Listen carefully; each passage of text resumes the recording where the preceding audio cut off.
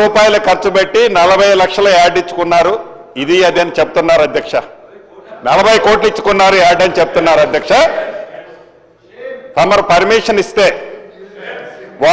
ఆనాడు వారు 10 సంవత్సరాలు పరిపాలించినప్పుడు ఐఎన్డిపిఆర్లో ఏ రకంగా దాన్ని వారి సొంత ఆస్తిలాగా దాన్ని వాడుకున్నారో ప్రతి సంవత్సరం ఐఎన్డిపిఆర్ సంబంధించిన సంస్థ నుంచి వారి జేబులో డబ్బులాగా ఈ రాష్ట్రంలోనే కాకుండా దేశంలో అనేక రాష్ట్రాలలో వారు ఒక జాతీయ పార్టీలాగా ఆనాడు వారు ఒక జాతీయ పార్టీలాగా వారి సొత్తులాగా ఎన్ని వేల కోట్ల రూపాయలని ఐఎన్డిపిఆర్కి అక్రమంగా మళ్లించి దాన్ని ఖర్చు పెట్టుకున్నారో తమరు అనుమతిస్తే ఈ సభలో ఈ ప్రభుత్వం చర్చ పెట్టడానికి సిద్ధంగా ఉంది అధ్యక్ష. రెండవది వారు మళ్ళీ మాట్లాడుతున్నారు. ఇందాక చెప్పాను కదా పింక్ కలర్ అని. తప్పకుండా ఆ చర్చలో ఆ పింక్ కలర్కి సంబంధించిన సంస్థలు ఉన్నాయి మీడియాల అధ్యక్ష.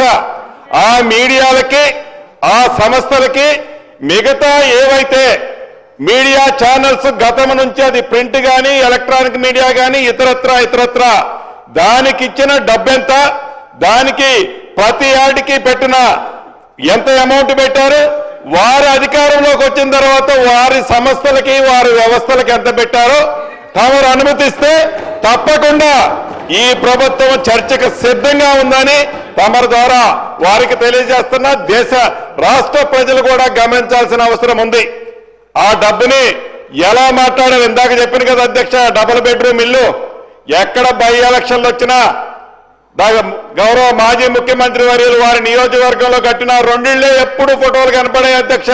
ఫ్రంట్ పేజీలో అదే పద్ధతి అధ్యక్ష. బరాబర్ ఈ రోజు చెప్తున్నాం తప్పకుండా కడతాం అధ్యక్ష.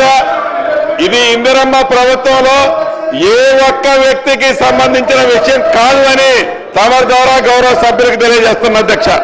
దయచేసి ఒక నిమిషం శ్రీనివాస్ గారు ప్లీజ్ కూర్చోండి. ఒక నిమిషం కూర్చోండి. కౌశిక్ రెడ్డి గారు ప్లీజ్. నేను పదే గౌరవ సభ్యులందరూ కూడా రిక్వెస్ట్ చేస్తున్నాను, ఎవరైనా మాట్లాడినప్పుడు కౌంటర్గా అలా లేకుంటే మీరు క్రాస్ టాక్ చేయకండి దయచేసి. అటు ఇటు నేను అందరికీ చెప్తున్నా, మీ ఒక్కరికి చెప్పడం లేదు, అందరికీ చెప్తున్నాను. టైం కూడా ఇంపార్టెంట్, మనకు డిమాండ్స్ కూడా ఇవాళ చాలా ఉన్నాయి. దయచేసి ప్రత్యేకంగా నేను కౌశిక్ రెడ్డి గారిని కూడా రిక్వెస్ట్ చేస్తున్నా, ప్రతిదానికి కొంచెం క్రాస్ టాక్ చేయకండి. పల్లెరాజేశ్వర రెడ్డి గారు ప్లీజ్.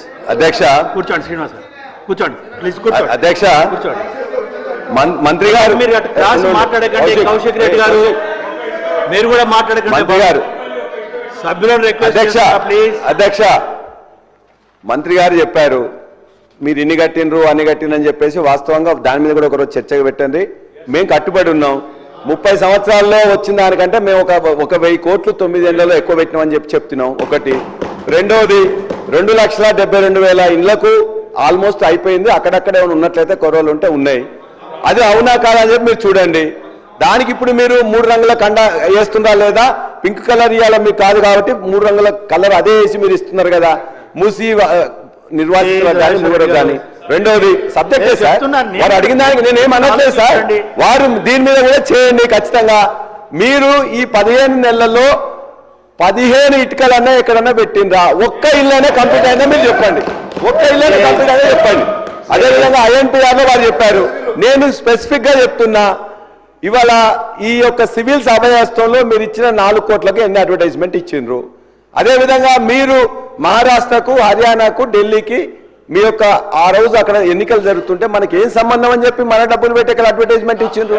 ఎందుకు ఇచ్చిన అధ్యక్ష?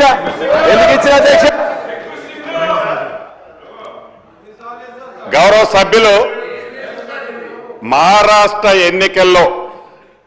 ఎన్నికల టైంలో ఏవైతే పేపర్ యాడ్లు ఇచ్చారని గౌరవ సభ్యులు అభియోగం మోపుతున్నారో ఒక్క రూపాయి అయినా అక్కడ జరిగిన ఎన్నికల్లో ఇచ్చిన పేపర్ యాడ్లో ప్రభుత్వం ఇచ్చుంటే ప్రభుత్వం పక్షాన మంత్రిగా బాధ్యత నేను తీసుకుంటాను అధ్యక్ష. ఇచ్చి ఉండకపోతే గౌరవ సభ్యులు ఏం చేయాలో ఒక్కసారి తమరు ద్వారా గౌరవ సభ్యులకి ఛాలెంజ్ ఇస్తున్నాను అధ్యక్ష.